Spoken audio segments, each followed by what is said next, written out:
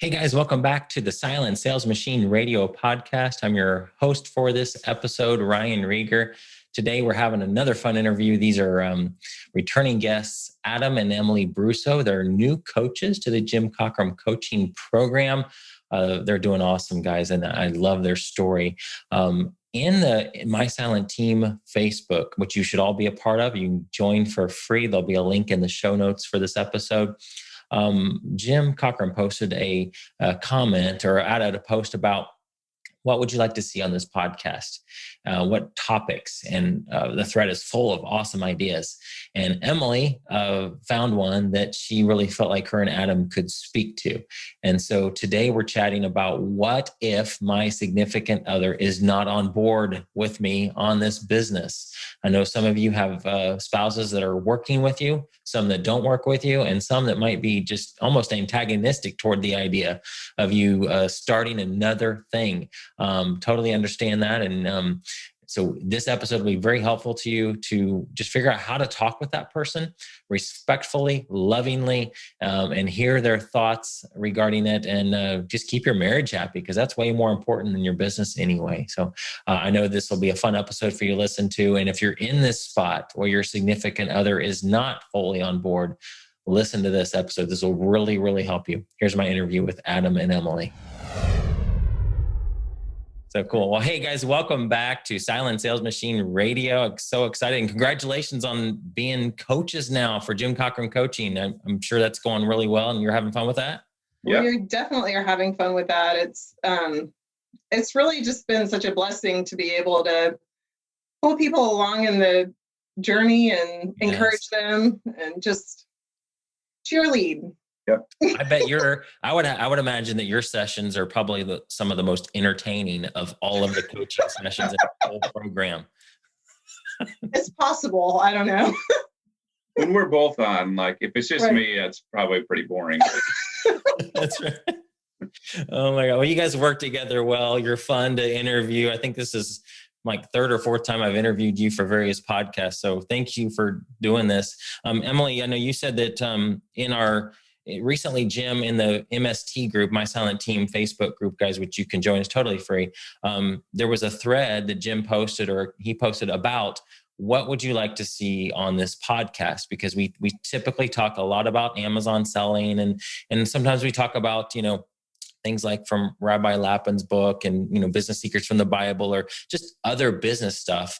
And so we're looking for ways to serve this community. And one just popped out to you. Why don't you tell me what that person said, and then we'll just start having a conversation about how to help this people, and many people going through this exact same thing.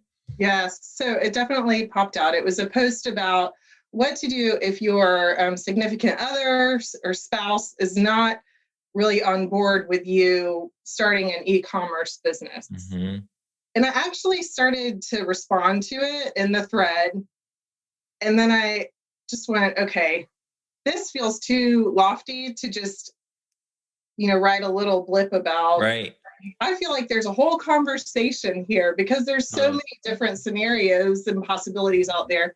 So I reached out to you and said, let's talk about it. I'm glad you did, because there's so many people that are, I've been through this briefly. You guys said that you've had snippets in your business relationship and marriage that you've not been on the same page. And probably, I'm excited about this because this will help people even in their marriages, just outside of business. So I know some of the things you're going to share will help us communicate with our spouses and our significant others better. So let's jump into what do we do if my wife or my husband or my significant other is like, no, this is, I don't approve. What are some tips? So the first thing I would say is to just wrap yourself in some humility.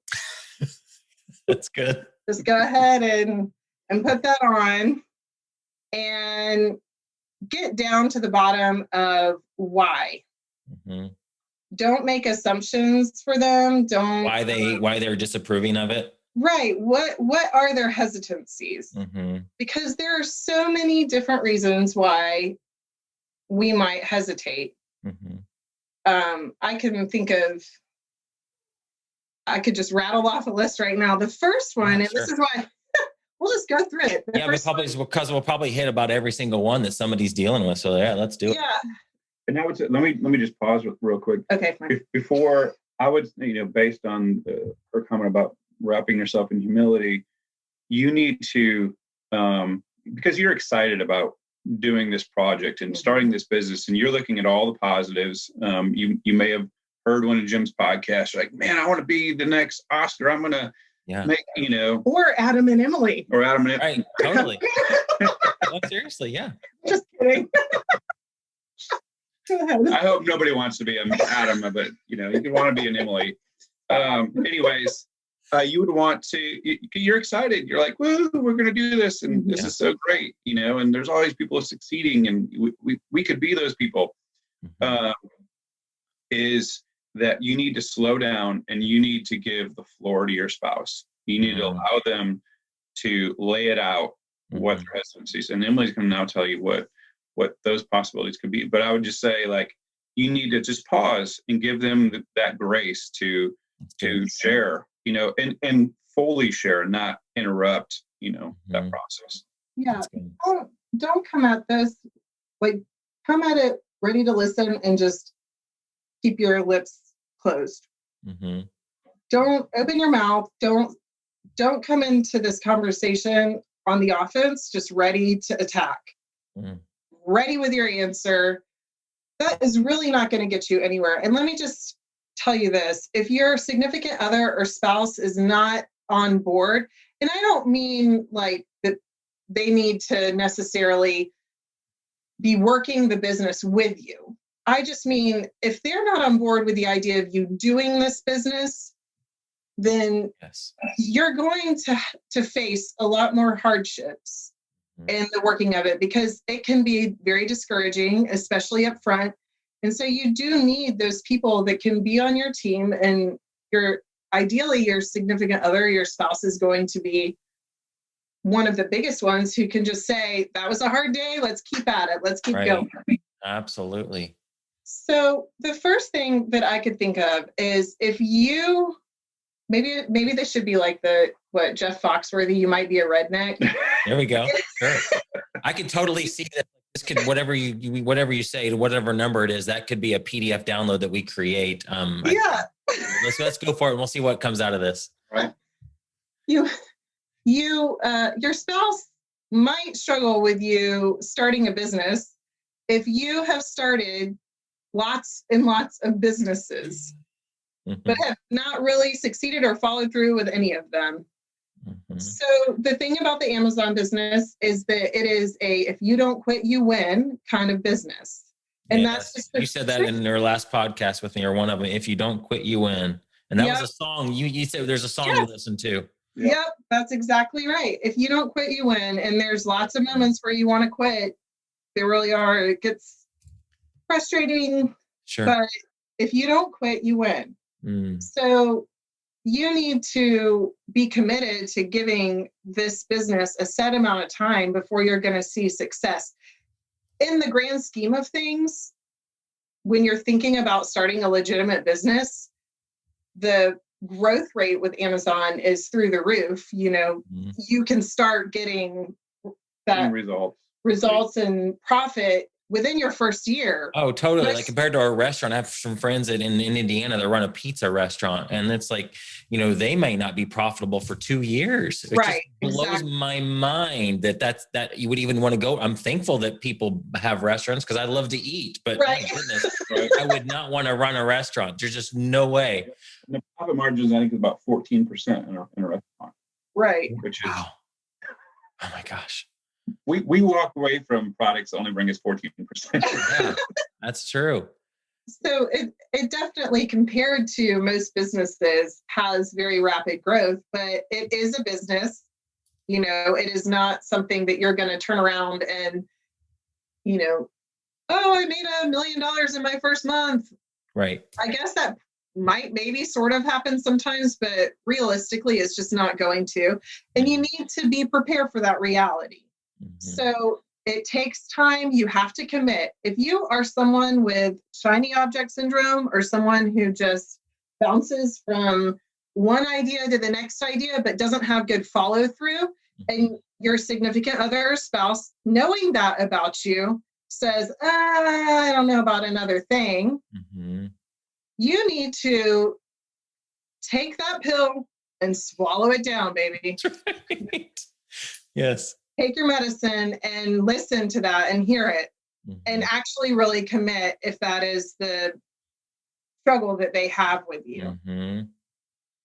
The next thing that I could think of is, okay, and please don't like go break up with who you're with over this one. I'm not trying to give you life advice, but maybe you are with someone who is really in a healthy state of mind that is going to encourage you to move forward in life in the way that you want to move forward in life. I would say we come to this topic from a like biblical point of view, and a biblical definition of marriage where the two become one flesh. You know, we're no longer individuals, but we are a couple. We are together, and you know, we move together in whatever we do. And so that is our you know, our definition, our where we come from, and our standard basically. Yeah. And so at the end of the day, that is our goal. Is, you know, okay, are we going to start a business together? Okay, well, we want to be on the same page, and it takes time to hash out all the details of what that looks like to move forward together.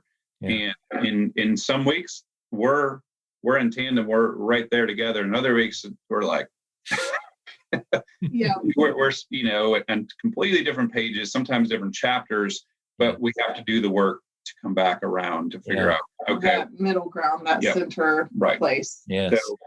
So if you're in a relationship where it's not the focus, the goal to be together in all things, then that can be a great struggle.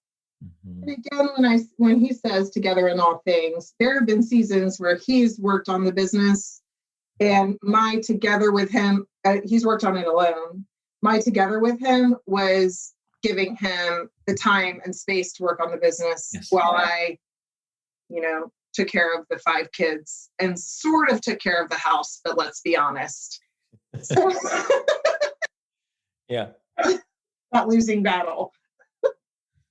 So, but we were on the same page about what life was going to look like in that moment in time.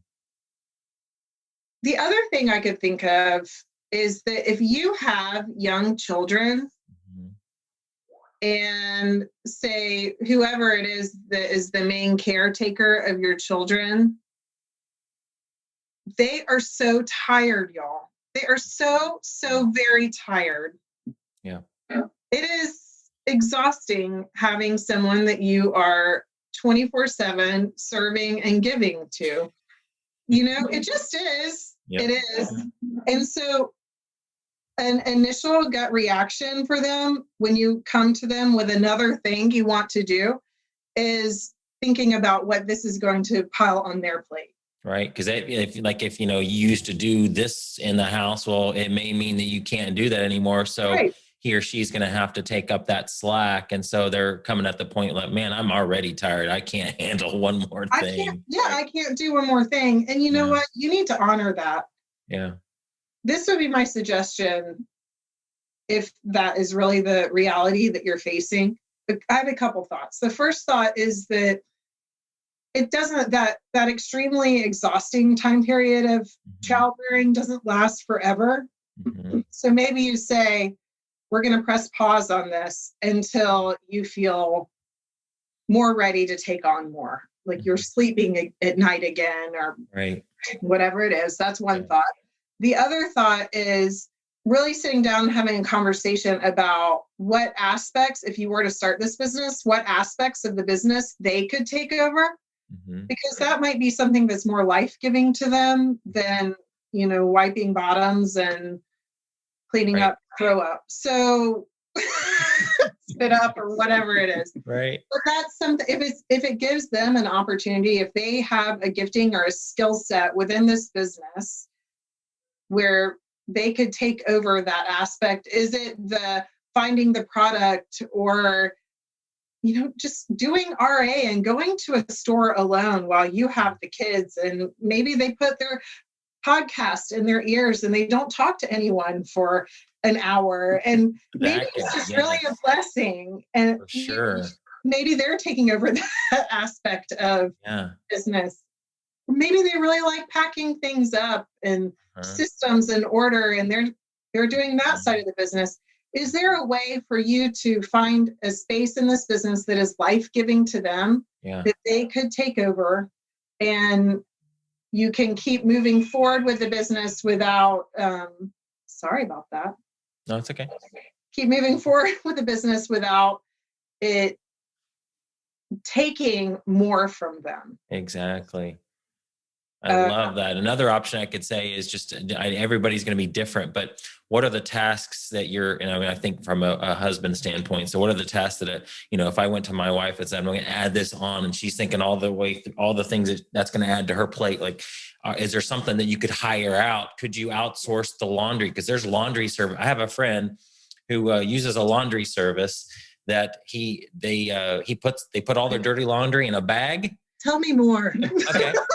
No, seriously, it's I'll find out you probably could just Google this, but he's in Florida, and so they decided as a couple they were going to take and it doesn't sound like it's very expensive at all to a person who's just starting a brand new business. That might seem expensive, but imagine what you could do with that time, and you guys know how much money you can make per hour with this business. But it's just it makes it a math problem. And so basically they put all their dirty laundry in a bag and put it outside the door. Somebody comes and picks it up, does all it, cleans it, washes it, folds it, brings it back, and they just have to put it in their drawers. And I don't know how much it is per week for them, but you could hire a housekeeper. You could hire somebody to deliver food. There's these things like HelloFresh that'll come to bring food. So there are ways around this. If your spouse is thinking, oh my goodness, that means I'm going to have to add on all of this besides what I'm already doing, are there things that you could outsource to take that load off of him or her? Or maybe you're out mowing the lawn and you shouldn't be. You should be hiring somebody to mow the lawn for you to give you that back that time. So there are other ways to do that too. So, yeah. I definitely think that could be a really big, it would have been for me in different seasons. It would have been a really big hesitancy for me.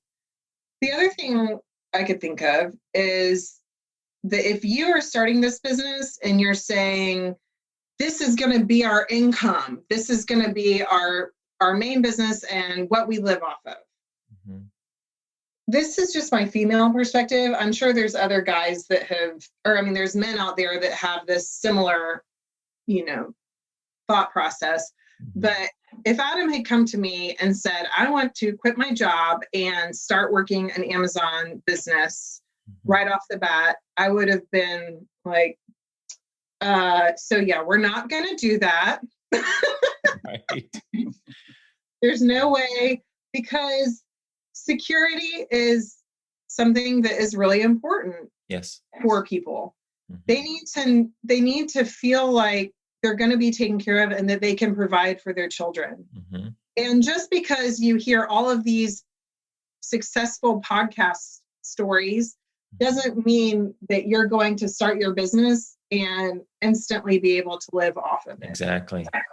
So you might need to scale back on the verbiage and the language that you're using in terms of if you're coming at them in a big way right out of the gate and say, I found our new thing, this is it,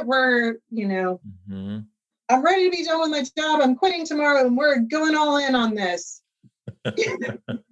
You're probably going to be met with more hesitancy than if you come at them with this is something I would like to try. I would like to start small, learn, see how it's working, and we'll just see where it takes us. At the very worst, it's going to be some extra income. So we can do those vacations we were talking about wanting to do, or I can afford to hire a maid service for you. Right. Think about the ways that it could benefit them.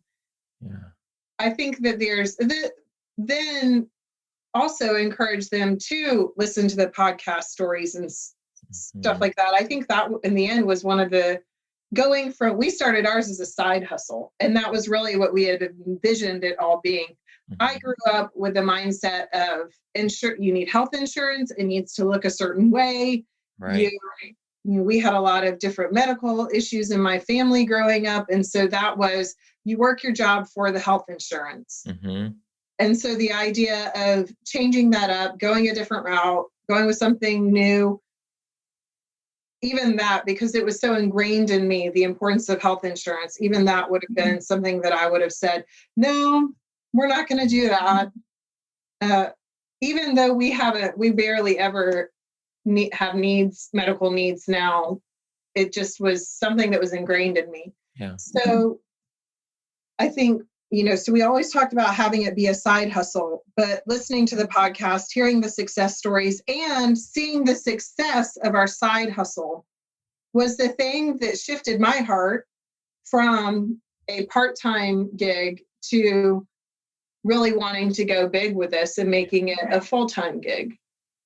But that was a journey I had to go on separately from Adam. He probably would have been ready sooner than I was, but he had to just sit back and give me the grace to come to that, land in that place on my own and in my own way. Yeah. And the other thing too, is I must say real quick, I'm glad you mentioned that just start small, because this business does not require you to say, honey, I think we need to take all of our savings out and invest it in these products. There's a new thing called replens, and I found a great product and I can get it a good deal and buy a whole pallet. No. Talk about real quick, for those who are, because some of these, for the person who's done businesses in the past, it may have cost them $5,000, $10,000, $20,000. And so that spouse is thinking, gosh, we don't. Not again. We just recovered from that past mistake. So I can't imagine you taking out our 20 grand and putting it in an inventory and hoping it's going to sell. But talk to that real quick. And then Adam, I think you had something you wanted to say, but let's talk about what it looks like for starting small. Yeah. So I think the whole concept of inch deep, mile wide, you hear that spoken about a lot in this group. It's that we're not going to put all of our eggs in one basket. And we're not going to just assume that a product is going to do well. Right. You need to test that product and you need to make sure. So by sending maybe 5 or 6 of them in, you need to make sure that it's definitely something that's going to sell and just take it nice and easy. If it does sell, buy more. And that's really, it's pretty. And it's not a guessing game either, is it? It's not like you're not going into a store and thinking, ooh, this is pretty. I like this. I think everybody else will too. No, guys. And I know you that are doing this business, you understand this, but it's data on a phone that you're looking at that'll allow you to decide, you know what, that's selling. And you're able to, it's almost like you're cheating because you know that has sold based on this data. We know that data is true.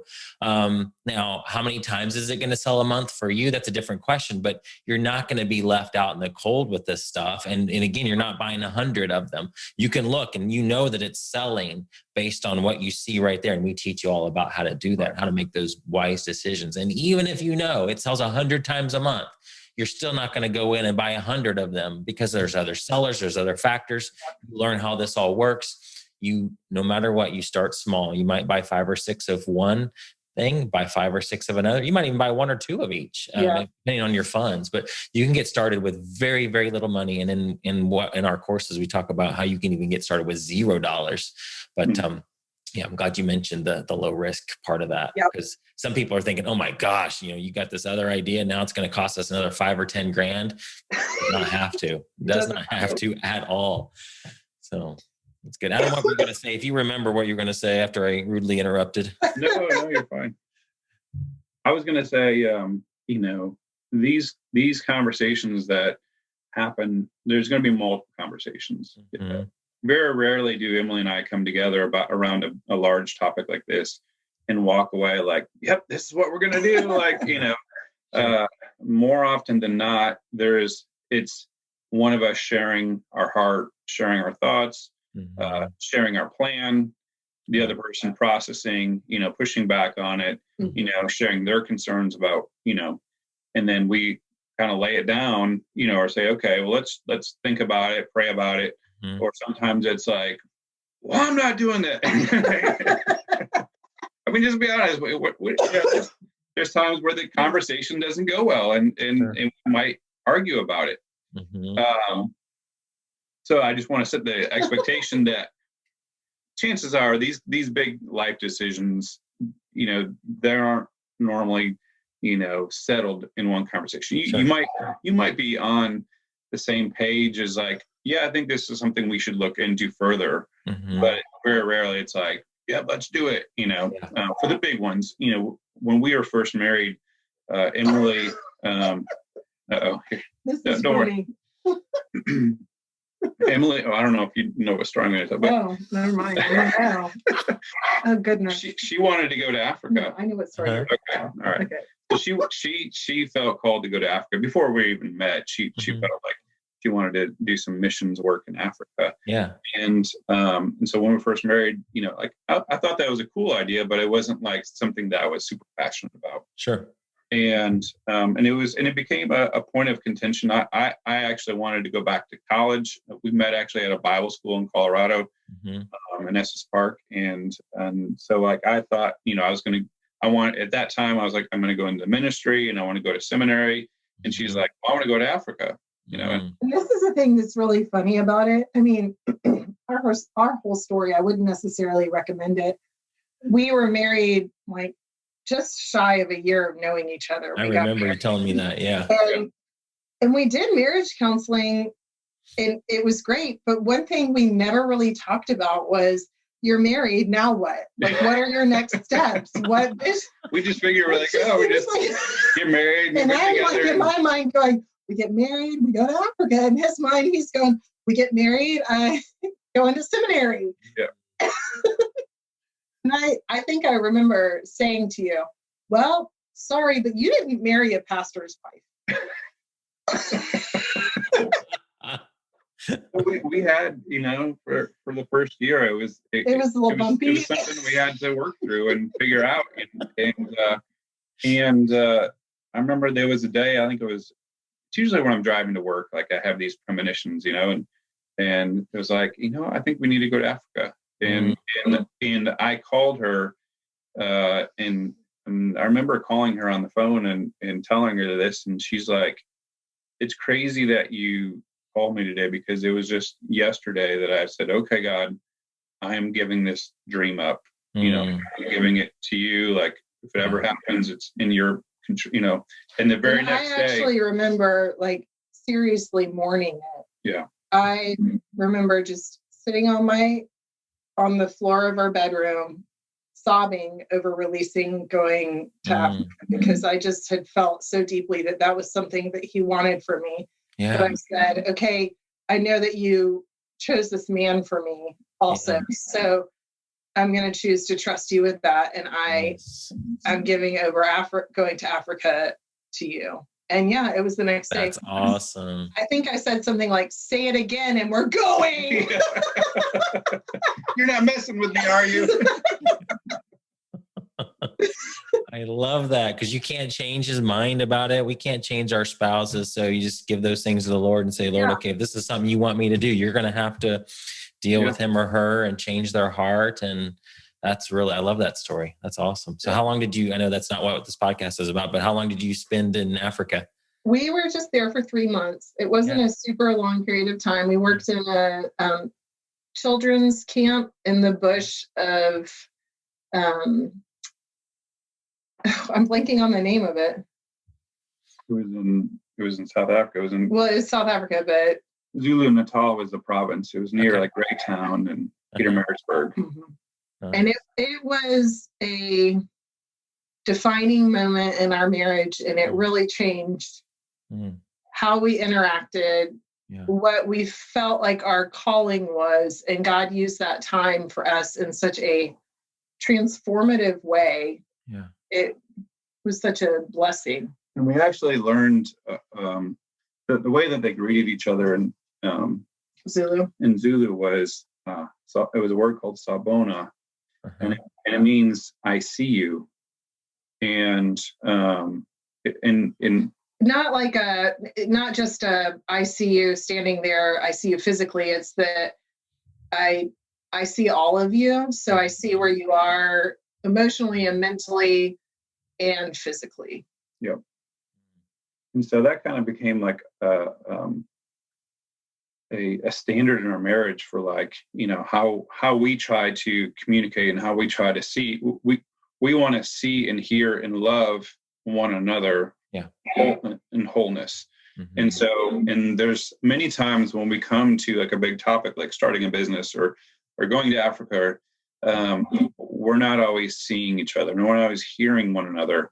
We're only hearing our own thoughts, fears, concerns, or we're only hearing our own, own victories, and this is going to be great and wonderful, and this is going to change our lives to the better, and not thinking about, oh wait, I'm going to be, spending 4 hours after work, and she's going to be stuck with the kids for another 4 hours.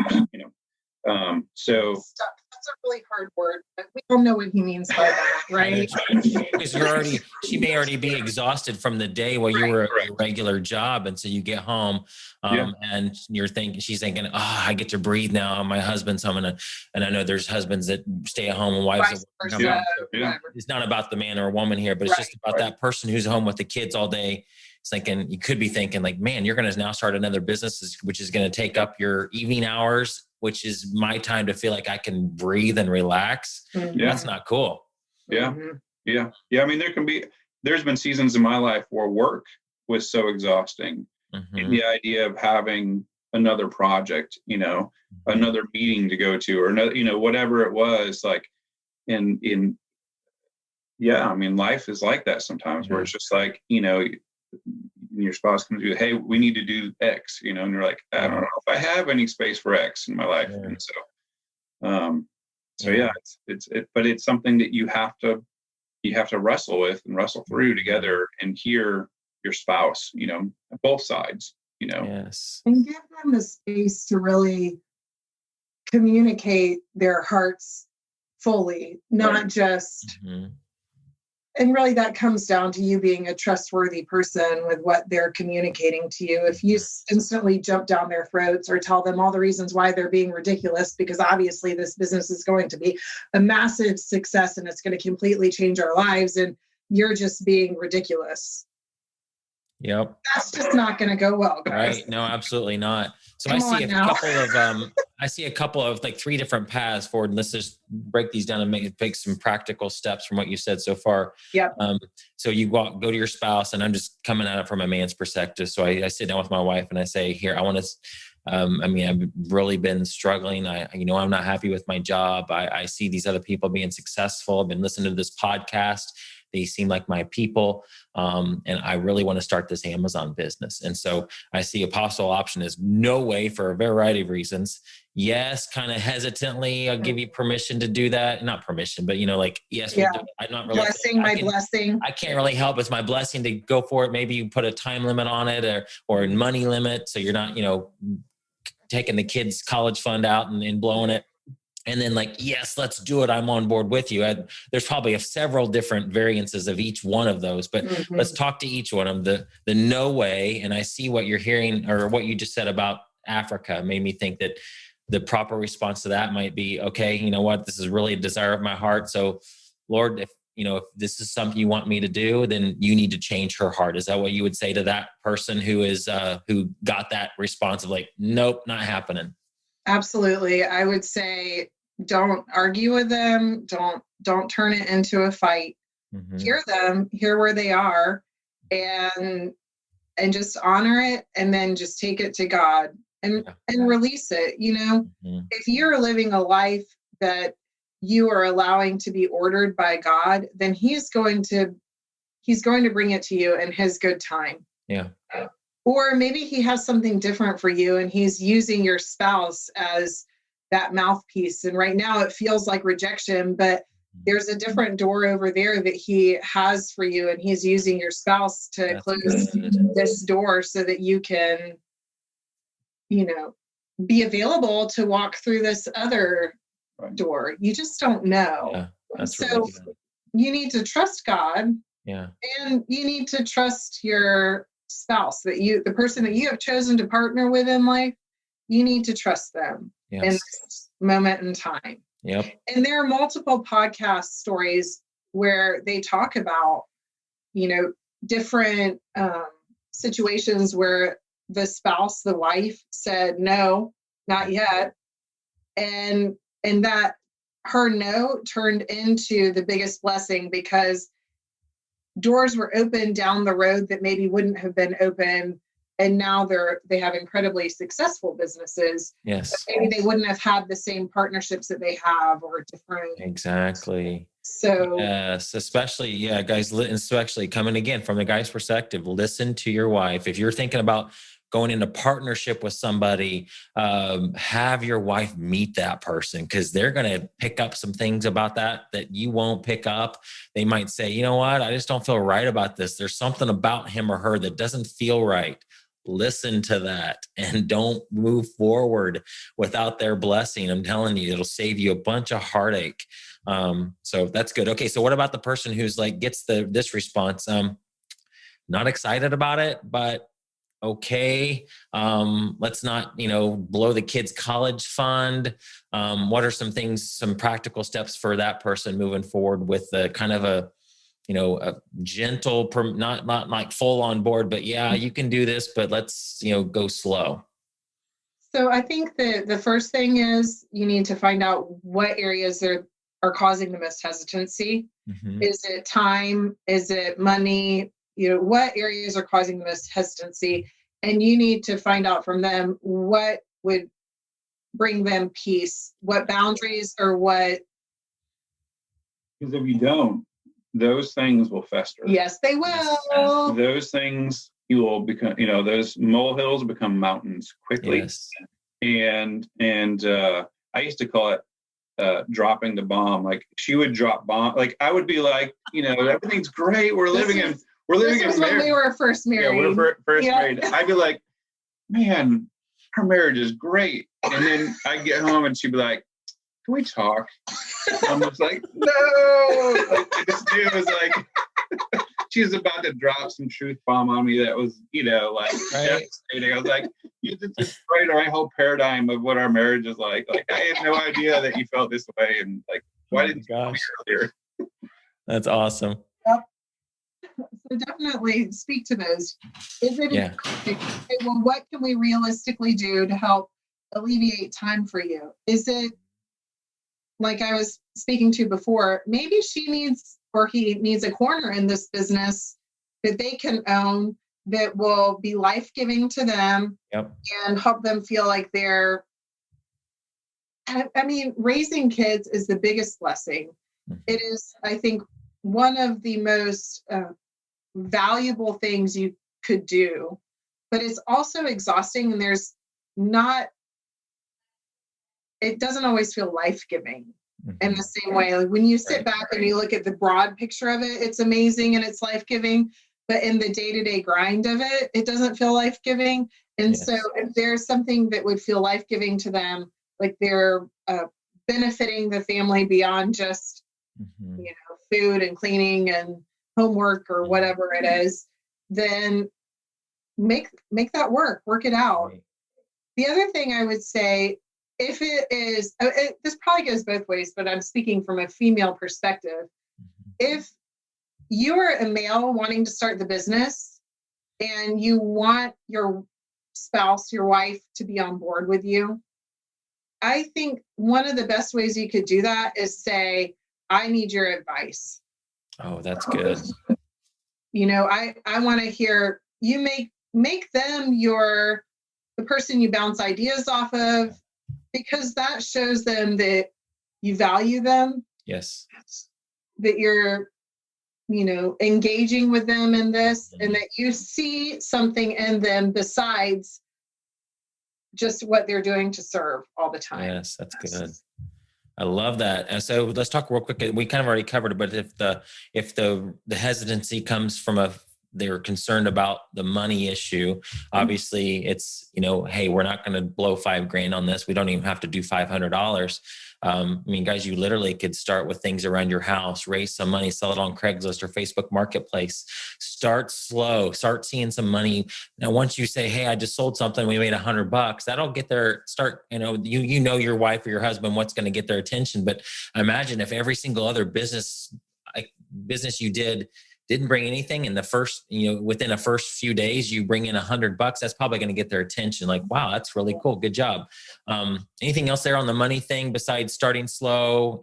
I would say that providing that proof of concept, and you wouldn't necessarily have to create an Amazon account. That's right. You were saying you could have something, that old bike that you bought in college, that you thought you were going to be the next triathlete. And then it's been collecting dust in the corner, and you're like, or the treadmill upstairs. Right. Yeah, you name it. Yeah. And throw that out on Facebook Marketplace and say, look, there is potential here, and create a proof of concept that, that's not going to take away from, it's not going to hit the time, constraints or like, it's just like, hey, it's going to take me 5 minutes. I'm going to list this thing. Exactly. I just made. Now we have $100. I could actually use that $100 to do the next. Yeah, and that's essentially, that's free money. Or your wife may have been saying, dude, clean out that garage, and you've avoided doing it. Now you can say, ooh, you know what? I don't want to clean out that garage, but that garage might have $500 in there that I can turn into my business. And essentially then I'm making her happy, and I got free money to start this business with. Right. And I think if you use the items, I mean, we all have things that we buy because we think we're going to do something that we don't necessarily follow through with. Maybe I shouldn't say all, but I think most of us do. So if you use things that are in your mind valuable to you as what you're selling, it's sending a message that you're valuing this business. You're willing to sacrifice the things you love. Do not sacrifice the things she loves. Honey, I just sold your curling irons. Or sacrifice the things that you care about. Yeah. To sell, to bring that money in. Because it just shows a different level of commitment to make this happen. Right. It shows that you're serious about it in a different way, maybe. That's good. So I would definitely go that route. And then I would tell them that I would just make a commitment and say, if I only use this amount, I'm not going to grow as quickly as those businesses over there, but I'm going to feel safe to you. Yes, that's good. And you always want your spouse to feel safe in your relationship. That needs to be more important than how quickly your business grows, making sure that you are honoring them and that they feel safe. So go ahead and, start small, use that $200 to keep growing. And as she's seeing it work, or maybe they'll come around and they'll say, I feel like we could give a little more money to this now. Oh, yeah, just quick story. Yeah. So that was probably our relationship when we started the business. She's the more conservative one. I'm like, oh, we should, let's put a more. Well, once she kind of took over, once we had the thought that, okay, we're going to go for this, and I'm going to do this full time, and she took over the business, basically full time as I worked my full time job, and she was working full time to get me home. And she's just like, all right, we got to do this. And I was like, are we sure we want to spit? You're going to buy 100 of that? And granted, this was a product that was tried and true and proven that, were selling, some of them were, selling 100 a day. So it was like easy, but I was like, are we sure? Yeah, but it worked, and it's funny how sometimes the roles shift and who's, gun ho and who's the more being a little more hesitant. Yeah. That's awesome. But you didn't have to. She saw the business working. That's when she got on board. It wasn't you trying to push her, pull her across. Right. Come on, you're stupid. Can't you see this? No, you just let the results speak for themselves. Yes. Exactly. That's awesome. Absolutely.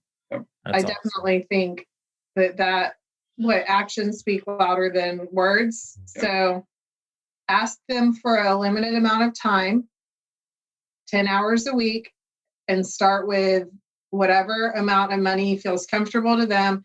Commit to selling whatever it is that you have. It is okay to grow small.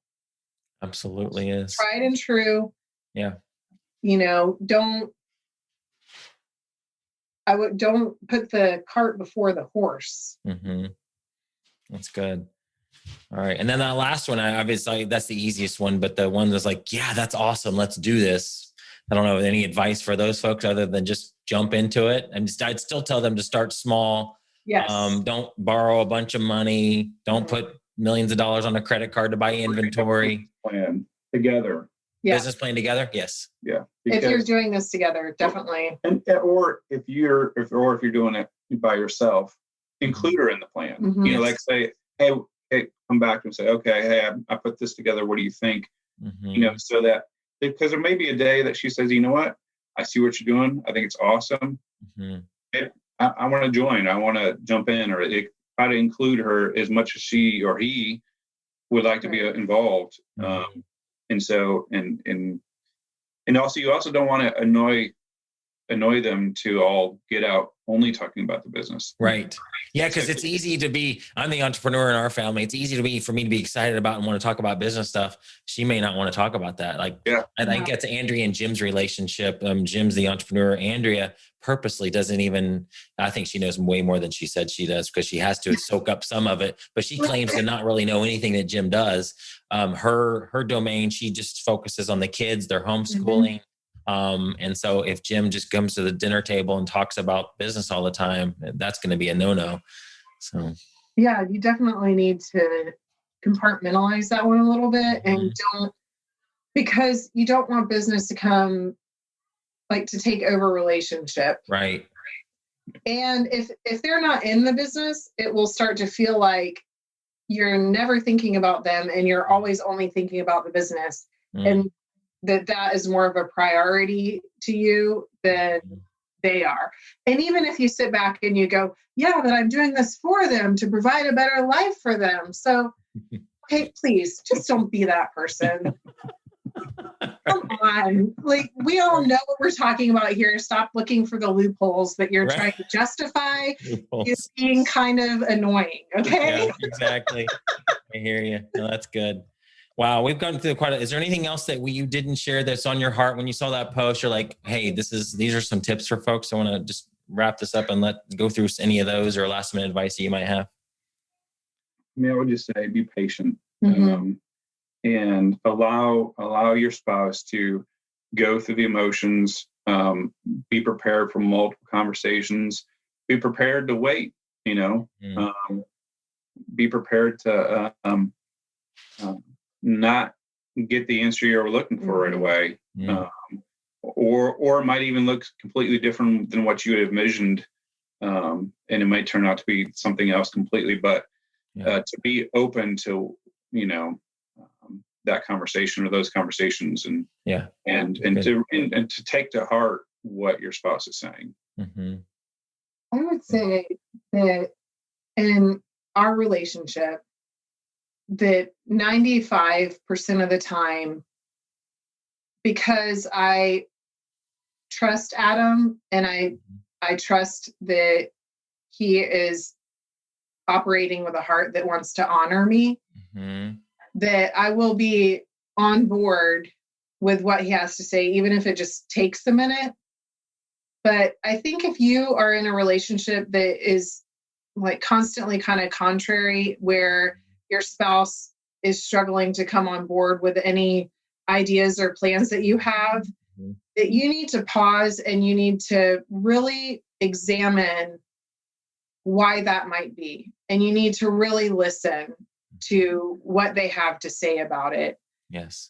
And it's probably going to hurt. It's probably going to be uncomfortable. You might hear some things you don't want to hear, but it is those kind of conversations that begin to open their heart towards you. Yes, that's good. Help them to start to feel safe with you and will lead towards the end goal that you have of wanting to start your own business, because they will feel like they are being heard and that they can trust you. That's good. So yes, it's might be yucky and it might be uncomfortable and it might be hard, but if you keep that end goal in mind of ideally having a wonderful relationship with your spouse, and B, being able to jump into these things that you get excited about with their blessing, that you need to be diligent about creating an atmosphere in your relationship where it's easy for them to jump on board with your ideas. Yeah. I hate to say this. I do think that sometimes it is probably them, but more likely than not, it really might be you. And you need to own that. Yep.